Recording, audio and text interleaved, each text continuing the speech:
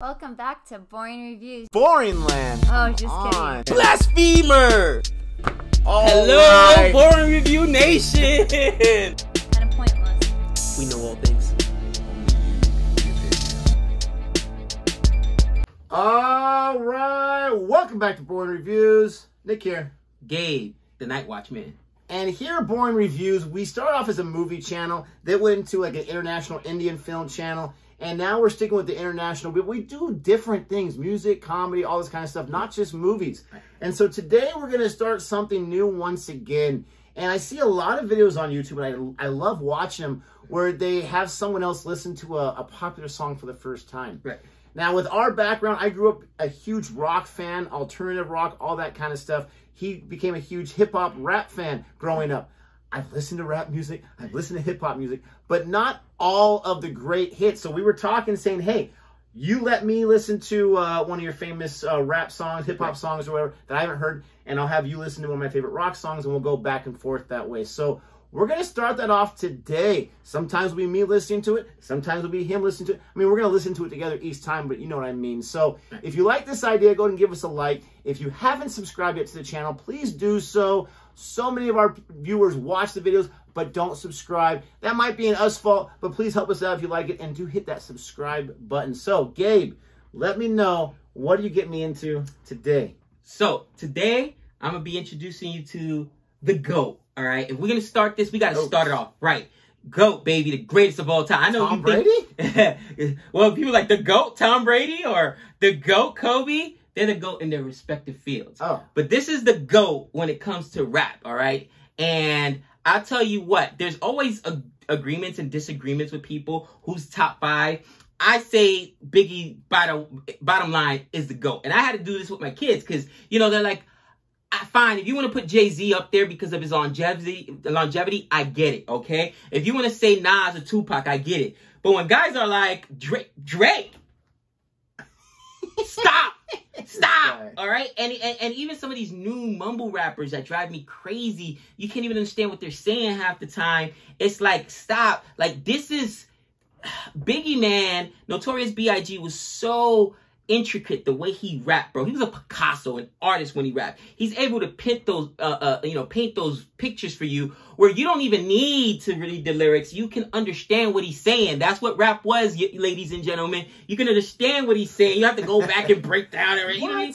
It was so... just so amazing what he's able to do. And the reason that I really put him on the map as well is because this song that we're playing, Juicy, was the first one that I can remember that really broke through commercially to not just rap stations, but, you know, top 100 charts, R&B stations, regular radios would play him. Because before that, there were other big rap acts. Don't get me wrong. People are going to lose their mind. NWA. NWA was around. Do you remember what was happening with NWA? They were on TV, congressional hearings, people bulldozing their CDs and their tapes. Who was that? That lady that used to Tipper get Gore? Right? Was it Tipper Gore? Was it I think it was Tipper Gore. I wanted to say Condoleezza Rice, but it wasn't her. It was somebody else. You know what I mean? Like, it was such a hot topic, a hot button topic that radio stations were afraid. They didn't want to get fined.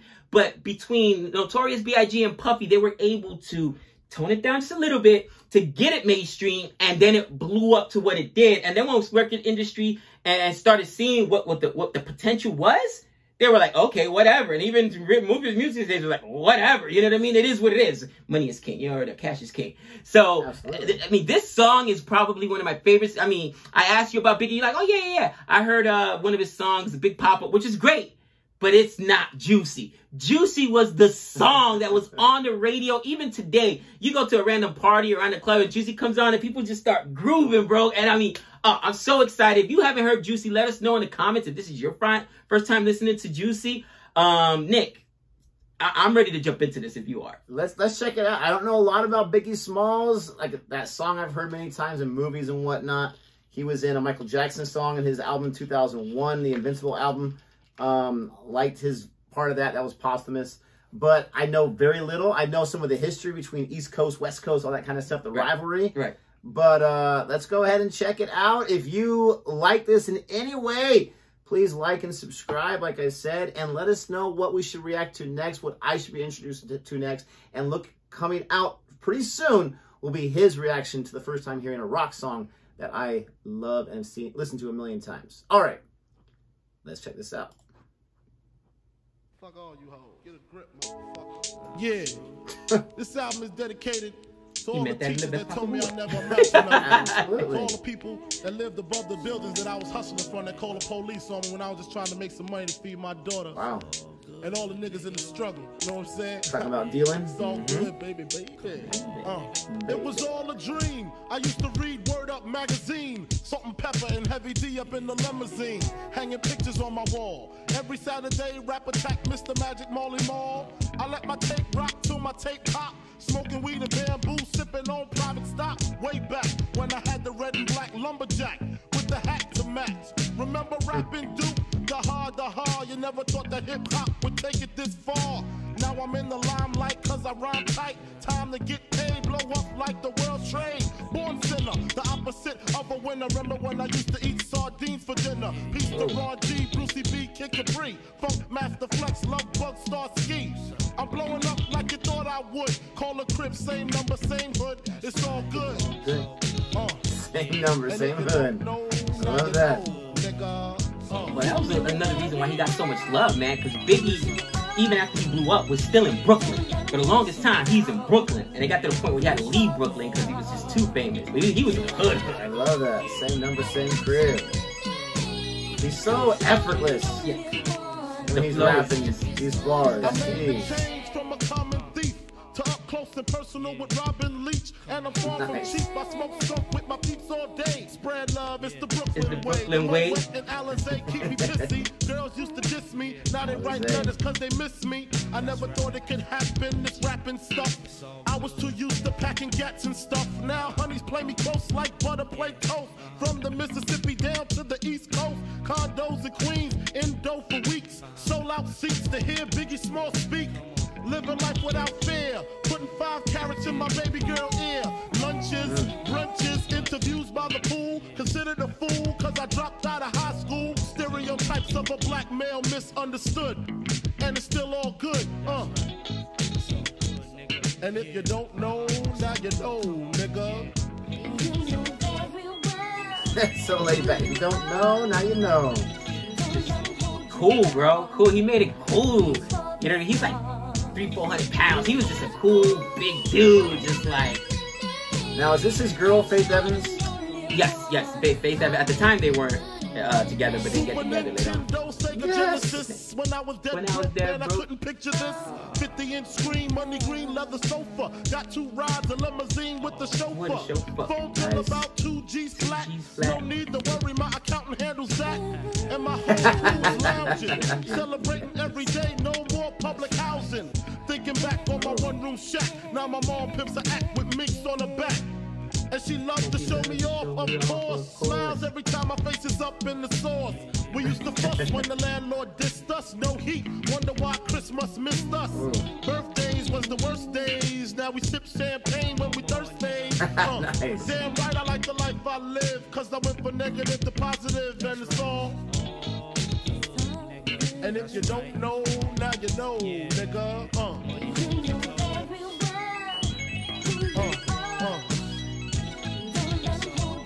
And if you don't know, now you know, nigga.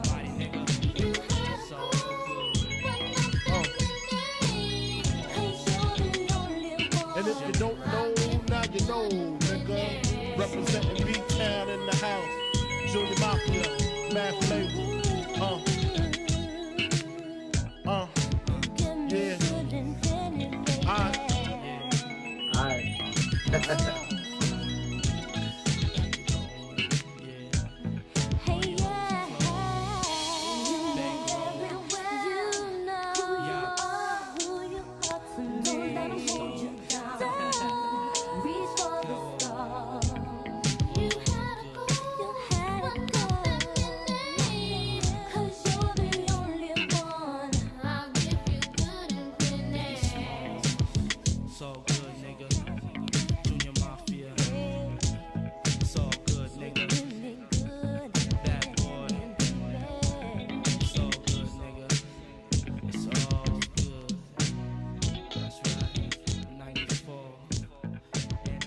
94. Ooh. I was thinking 95, 96, 1994. Wow. So, before I share my thoughts, I'm just listening to it, man. Thoughts, man. So, I've never heard this song before, and I liked it. I liked it a lot. My only negative about this is her part. Not that she doesn't sing it too well. Right. The writing and the thing, it kind of just slows it down almost to a halt. Right. And the writing is not really my favorite, but I understand the message of the song. And what I loved about the song, besides his rapping, I mean, he's so effortless, like I was saying. He's able to just he said, my rapping is tight, and that's very, very self-descriptive of how good he is. He makes it seem so easy. He's able to stress those syllables when he needs to, get everything fit in there without doing that. You know, he's just able to easily breathe as he's rapping. So you can definitely hear his talent there. But I love what he's saying. I love how it was autobiographical. Right. He's telling you, he's comparing his life now to his life then. But it doesn't seem like he's changed too much with his personality. Like, oh, it's crazy. I got Super Nintendo. I got 50-inch screen. My mom's got an Acura, all that kind of stuff. But he's like, I got the same address, the same number. Just stop on by or whatever. He's still throwing love to the people that he, knew beforehand. Yeah. And he's comparing those two things, but he's doing it in such a laid-back way, which really, really impressed me, really surprised me. But the song itself is so easy to listen to. Yeah, and that's the thing. First of all, to kind of like touch on, he didn't want to do this song. He did not want to do this song. If you go back and watch the documentaries, and there's so much about Biggie because unfortunately, he passed at an early age, and the beef between him and Tupac, who I also think is one of the greatest of all time. I think Tupac and him are on the Mount Rushmore of rap. Basically, he and Tupac were actually friends, and Biggie was a hardcore hood rapper. He was a battle rapper. He'd be out there on street corners destroying people. They got this song with him and Pac that when, because Pac actually introduced Biggie to the rap game and really put him on. He used to open up for Biggie and whatnot. Again, they were friends, and then of course had a falling out. Many people already know the story, but the thing about it was rap was having a tough time because even artists like Pac and NWA, right? People are going to say, well, NWA was out there. Yeah, but those people were under so much scrutiny and they couldn't get mainstream airplay. And Sean P. Diddy Combs, who came from the R&B world, and he saw those R&B singers that weren't as controversial and didn't have their records being like bulldozed by congresswomen and congressmen, and didn't see people get their songs getting boycotted. He realized, hey, we're closing ourselves off from a bigger market. So that's why he had to soften up the image. But make no mistake, every single song on this album, this is one of the my favorite albums of all time. I don't have to skip any songs. I don't have to fast forward on any songs. Well, nowadays we can just skip with iPhones. I was gonna say CDs. I do have a CD player. Don't laugh, guys. I have one in the rafters. You know what I mean? But exactly. So you can listen to every song. And he's got a song on here called Warning, where he's like, who is this paging me at 5:46 in the morning, crack of dawn, and now I'm yawning, wipe the coal out my eye to see who's this paging me and why. I mean, dude, it is sick. And there's like no chorus to this one or anything. Hardcore. So Biggie was a hardcore rapper, but this song was important because it helped him get exposed to the mainstream. And Sean P. Diddy Combs forced him to do it, and ultimately he was glad he did it. But with that being said, man, you're right. He's able to paint a picture. He's able to tell a song. So many of the songs on that album, like you can just close your eyes and, oh my gosh. Like he paints that. He's like a Picasso. They called him a Picasso because he's painting pictures for you. You can close your eyes. You don't have to even look at it. His words paint it for you. And that's what made him such an influential rapper. And I had to break this down to my kids. Like rap today, one of the most popular songs, it was about 8-10 years ago. And it really started the big mumble rap that we hear today was by a song named, a rapper named Designer. You probably never heard of Designer, but you heard the song Panda. Panda, panda, panda, panda. We got all the lanterns. And I was like, what is he saying? It was so quick to the point where he actually came out with a thing where it was on YouTube where he was explaining every bar. And when you hear every bar, oh, okay, I get that.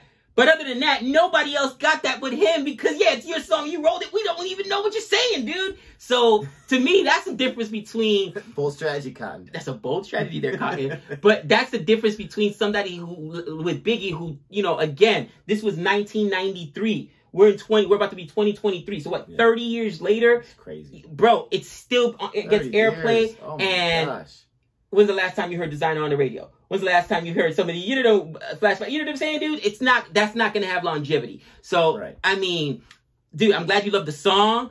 I hear your protest about the, not protest, but your issue with the song with the Faith Evans, where you're like, the two things kind of don't work. And it was because this was to get them to crack that mainstream, you know what I mean, on the radio and get that airplay on not just rap stations, but every single station, top 100. Yeah. And again, it's nothing against her. She's a great, I know her as a singer. I've listened to her music before. She's a great singer, but that to me took me back to 1994. Right. Her version of it, what they did right there, and it's probably more the producing issue. His is a little more timeless. You can listen to that at any decade, and you can relate to a certain degree and understand. What's your favorite bar? This or that. Oh man, for me, the one that really crushed me, but I thought was very good for what he was telling, was he talking about birthdays and Christmas and how it was like birthdays were the worst days, and Christmas no one stopped by. Like that right there. That absolutely crushed me. And then also where he mentioned Super Nintendo and Sega Genesis. Like, I never thought, like, those are simple things, but those are luxuries that not everybody has. And that's why he's the greatest of all time. Because you can listen to that one time and already remember that bar. Yeah. I've listened to other rap songs for 50 times. I cannot tell you that one bar. I know that song word by, and I can you listen to one time too. And you, oh wow, you know what I mean? Like, we used to fuss when the landlord dissed us. No heat. I wonder why Christmas dissed us. And birthdays was the worst days. Now we sip champagne when we're thirsty. Like, you know what I mean? And you listen to it one time. That's what makes him the GOAT, that was a great bar too about the thirsty. I forgot about that part. It's absolutely fantastic. Again, it's just anyone can understand it. Let us know what you think of our reaction, my reaction, whatever to this. Let me know if you want us to react to any others. If you have any suggestions, let us know. And we'll be getting him a rock song very, very soon, so look out for that. But with all that being said, until next time, we know all things.